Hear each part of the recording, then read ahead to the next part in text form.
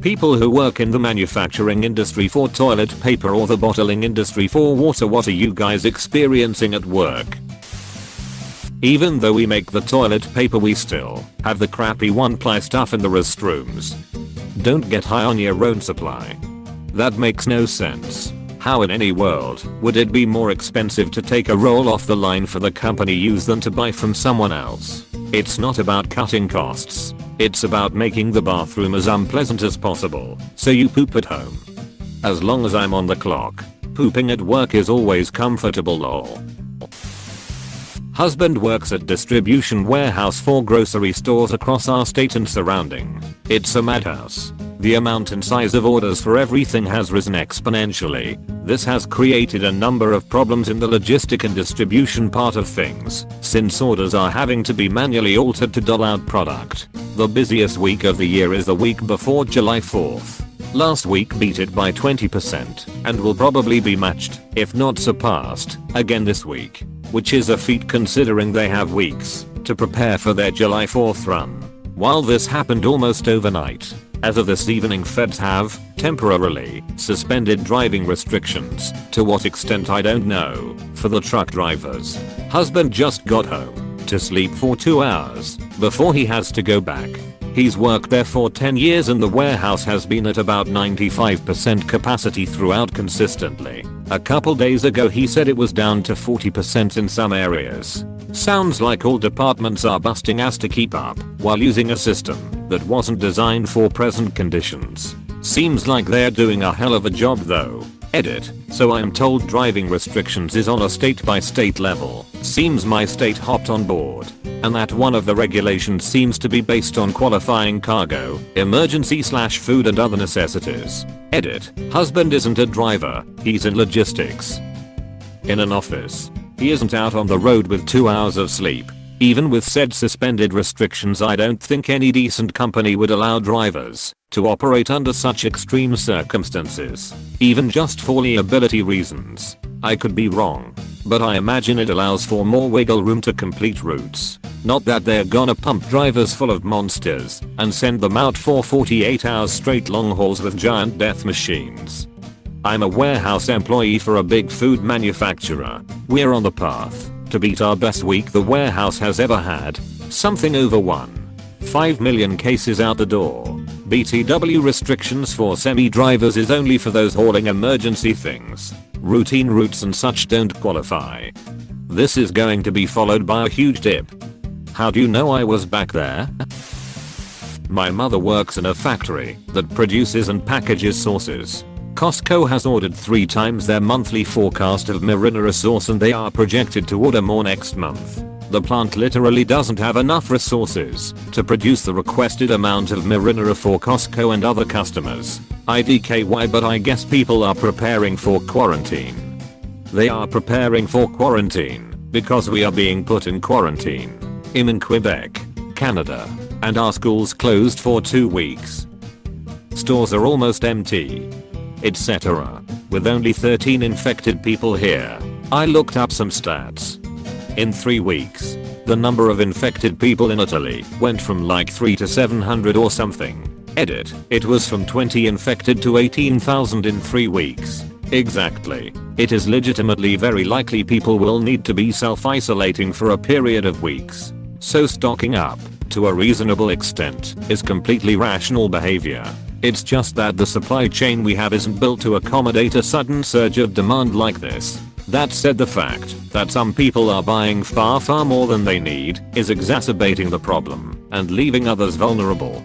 Yeah, I went to pick up toilet paper today. Since I'm still out. It's time to start printing out comments from Reddit users you disagree with and using those sheets to wipe your ass.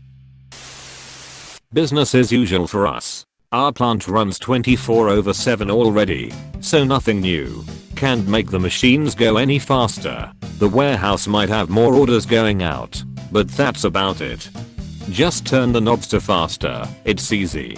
Turn it up to 11. For those old enough to get the joke. Yeah, and once it's at 11 the machines run at plaid speed. I picture them working as hard as the men in the engine room in the movie Titanic. Covered in soot, wiping their brow with their shirts, looking lovingly at black and white pictures of their sweethearts. Well, let's hope it doesn't end the same way in some freak water bottling accident. Well, you jinxed it. The forklift gently taps the end of a long row of pallets. One water bottle crushes inwards a bit, and the pallets above that lean slightly. Time itself reflexively holds its breath. The end. Running time: 10 hours. Director: Andy Warhol. Cinematography: Ron Frike. Editing: nobody. Not in the bottling industry, but I work in the label industry, and I can say most of the work in last few weeks is 75% water bottle labels. Hundreds of thousands in order. We've lost some of our production team. Everything is sanitized and disinfectant like every couple hours. It's put a lot of stress on everybody. It's gotta be done though. It's amazing how many people are part of the essential services chain. Got the seller, the shipper, the manufacturer, the subcontractor, the materials distributed, etc. If a ton of people required for the simplest of objects. I feel so dumb right now. I literally worked in production where we ordered labels and bottles and boxes and all of that shit. And for some reason I thought every other company in the world did it themselves. Like, Nestle is over there stealing water and printing their own labels and bottles. Honestly, wouldn't it make more sense? Large companies have their own smaller production lines to make labeled packaging for their products. Not really. Nestle, for example, likely doesn't require full-time use of the label making press. So instead of paying full costs for all infrastructure and support, they only pay for what they use. Let's say the company that makes the labels has 3 equal contracts. One with Nestle, Coke, and Pepsi. Now Nestle only has to pay for 1/3 operating costs plus a little extra for profit, which saves them a lot of money. I work in medical devices. Our managers told us to call in if we felt flu symptoms or had a fever, then quickly reminded us that the absence was still unexcused and would count against us. We don't even make anything that helps with coronavirus. All the offices are closed. Just production is in there working. We save lives, just not our own. Sorry. Feeling bitter and grumpy. Bitter and grumpy feelings justified. Thank you. It took all I had to not unload on the managers tonight. We all work so closely, and I know very few people are concerned about it. So basically one person gets it, and the rest of us are fucked. I'm especially annoyed because the leadership constantly tells us they care about us and how safety and quality are important. Yet we are coming to work and possibly contaminating the product. I'm especially annoyed because the leadership constantly tells us they care about us and how safety and quality are important. That's because they aren't actually making safety or quality a priority. It isn't rocket surgery. Safety and quality cost money. Platitudes from management only make managers feel like they've addressed an issue, so they will feel better when they actually haven't. They are screwing over their team by asking them to do something they wouldn't want to do either, and the team knows it. That is a cardinal sin of management, and you deserve whatever you get from the restless natives at that point. Once you do that to someone, they'll never trust you again. And rightly so. Those are shitty managers. We've got millions in this country alone, only motivated by their own interests. They don't really give a shit about you. Despite all their endless talk, a truly safe environment that puts out a quality product does so by having a safe culture. You can only build that through rational safety procedures that your people buy into and agree with, so they will set an example for the new people and the culture will enforce itself. You can't run a safe business when your people don't think the safety procedures make any sense or successfully keep them safe. You have to sell them on the ideas. Sometimes that means explaining in detail why you can't change a procedure to make it easier for them. Usually showing what happens to those that don't take the precautions is pretty effective. Sometimes that means changing the procedure or allowing it to evolve based on a good idea. If you have open communication between you and your staff, where they feel they can bring their input without fear of negative repercussions, they'll give you incredibly valuable information and happily Plus the best ideas often come from those that are the closest to the product. Not to mention they are also the ones most likely to notice something is off and accurately predict an issue before it becomes systemic, which can save a small fortune. Those relationships are impossible to quantify, and they don't get listed on the balance sheet. But having a clear line of communication to the boots on the ground is essential to remaining a going concern. IMO. Not understanding this dynamic and trying to micromanage every one of your people's moves shows a fundamental lack of respect for their abilities. IMO. Micromanagement doesn't work. Despite all the ashats that roll out of bed every day looking to prove that it does. Micromanagement just causes a precipitous erosion of morale in the targeted group. Then typically a drop in productivity. Your people will take it out on you. And make no mistake, they absolutely can. This ain't a 1920s coal mine. Business today is a partnership with your employees. You won't get any really impressive results without seeing your people as the biggest asset you have and investing the necessary time and resources into them long term. IMO. Sorry for the wall of text. In case you haven't figured out, I may have strong feelings on this subject matter. Shitty management drives me nuts and is rampant. Been on both sides and I really enjoy management. It is just the other managers I can't stand.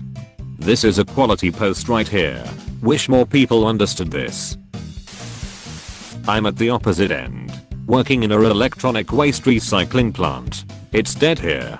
With the floods, bad weather and now the plague. No one seems to be dumping their rubbish. I have a bunch of old televisions in my warehouse. I'll come drop them off. It would help.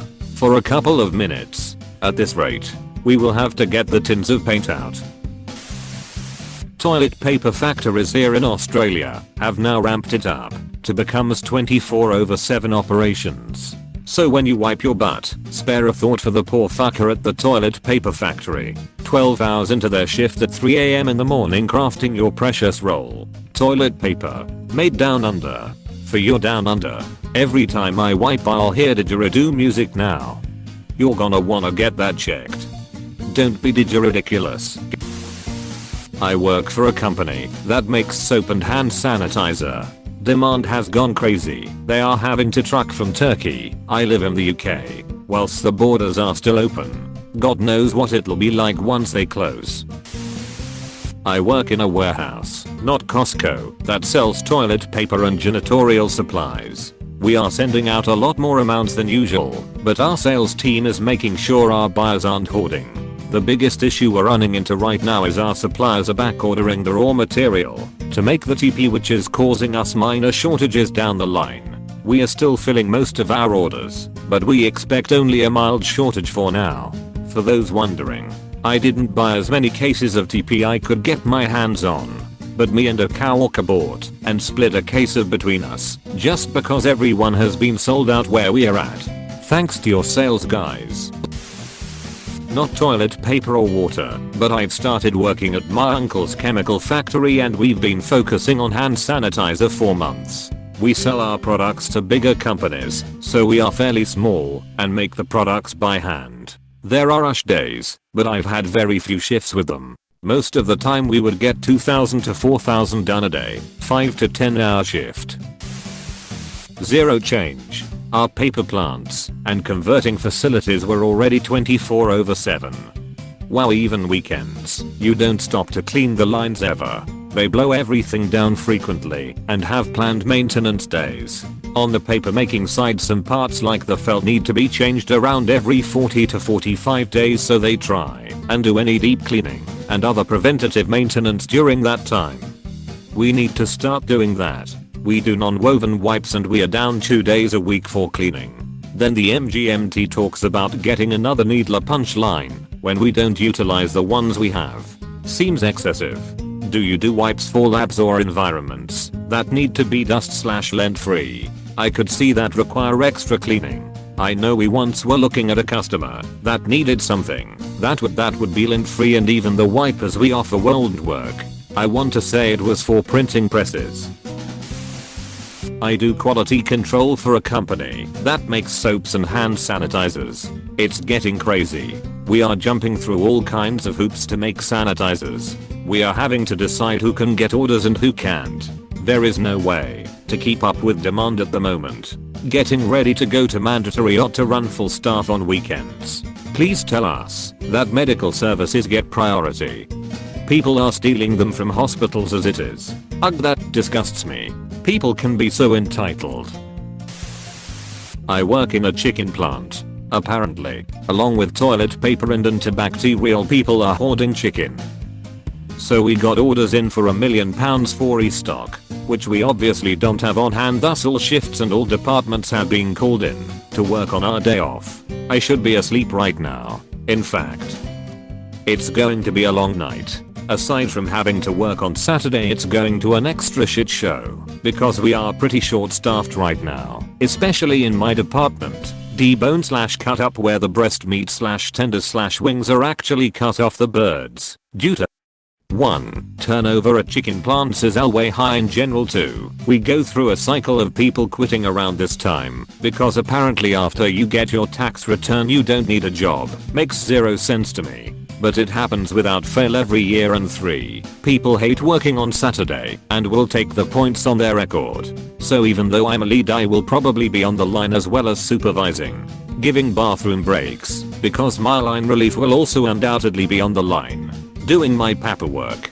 making sure everything is clean and running smooth and up to Canduster standard, which is high in our plant, as we are a higher end facility / producer, and a million other things that it would take a further novel to explain. I feel a little entitled for whining about it because I know a lot of people are losing money / facing some job insecurity right now, and I'm bitching about making extra plus the sweet overtime bonus, but I still want my full weekend. Deleted.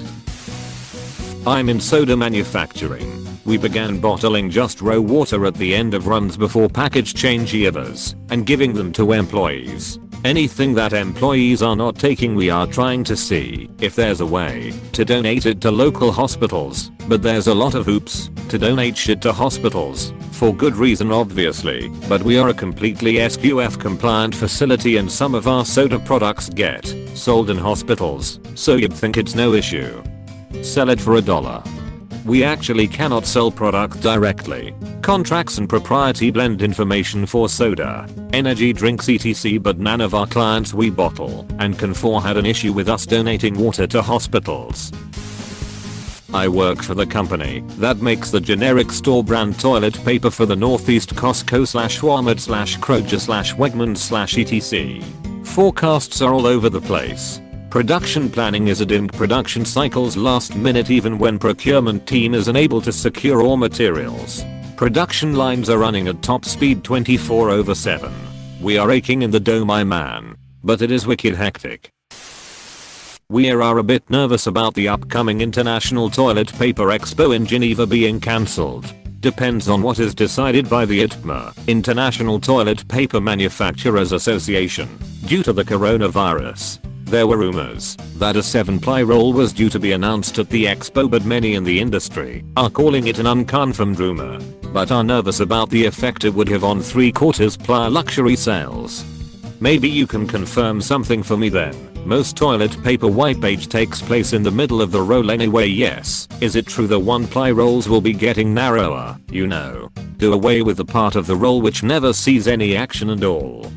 Funnily enough, there was a mass debate about this in 2013, if I remember correctly, although industry people were also proposing a move from horizontally cut sheets to diagonally, but the idea that the new sheet configuration wraps around the forefinger better. However, it is seen to be too radical. Okay, now you're just trolling. Diagonally cut sheets wrapped around the forefinger. As I said, the idea was deemed too radical, and although would work with a section of users, because of the cost of recalibration it was dropped. Can I do a risk credit by proxy? My girlfriend is a mid-level manager at the headquarters of very large grocery corporation. They are in extremely high spirits as their sales have skyrocketed and the warehouses are still full. Only trouble is at the store level having enough staff to keep things physically on the shelves. It'll give you an example of why the ground level is having problems while the management is in good spirits. I work for a company that recently got sold to new owners. Sales are up. They renegotiated contracts with big customers. Everything is looking good from the outside. Meanwhile, the last 6 months we've had something like 10 people quit. 2 external hires promoted to management within a month. All of the workload from the people who have quit got shifted onto the people that stayed. So if I had to guess, sales look good, which is great for a company. But all those ground level employees are now getting paid the same minimum wage pay in most cases to do triple the work they signed up for and got used to doing. Management is strapped. People are quitting. But their managers are asking why they can't keep up and told they are doing a shitty job dealing with the new challenges. Maybe I'm mostly just ranting, but in every corporate job I've had, sales is king, while operations eats shit all day, while hardly ever receiving incentives during hard times in the name of being flexible. Yeah, that's corporate America. And I'll bet after this pandemic, they'll say, well, 12 of you handled those insane numbers, so now that business has died down a bit, we're cutting staff by 30% to 40%. Don't worry team. You're badasses. You can handle it. Oh, raises for increased workload. We're just coming out of a pandemic. The company can't afford that. Come back in a year or 2 when the economy has recovered. We may be able to give you 25 cents extra an hour. Just keep that hard work up. I'll be fighting for you. Spot on. I've literally had this done to me, and later after promotions had to do this to others. Vicious cycle. Yeah man. This happens all the time to a lot of people. I work as an analyst at a paper converting company, and right now it is crazy. We sell our product to distribution centers, not end consumers. However, supermarkets are getting desperate to just put things on the shelves. In one case, a supermarket is ordering 96 count cases of product and then break bulking it and individually stamping UPC codes so they can be sold to end consumers. Orders have been piling up, and so far we have had to increase the lead time on toilet paper by 35%. People off the streets are calling/walking into our main office and asking if they can buy cases of toilet paper or any of our rejects. In order to try to keep up with demand, our operations have increased to 24/7. In the production environment, all buttons, door handles, machines interfaces and other communally shared spaces are sanitized several times a shift. Thanks for the info. Can you tell me more about TP rejects? I would think they would destroy them for quality reasons, but now I'm not sure. My buddy drives semi-trucks. He said usually Clorox in Chicago sends out 1 truckload a week to Kroger groceries. They're backed up 30 trucks right now. Absolutely nothing different. I work on a tissue machine at one of the largest suppliers in Canada. We already run 24 hours a day, 365 days a year, so we can't possibly make any more. But this isn't a production issue. Stores are running out because they keep as little inventory as possible and people are buying them out immediately. If this were to go on for many months, we might start to see some strain on the production side. But as long as our factory stays open, we will always be making as much as we possibly can. Hey, thanks for watching, and don't forget to subscribe.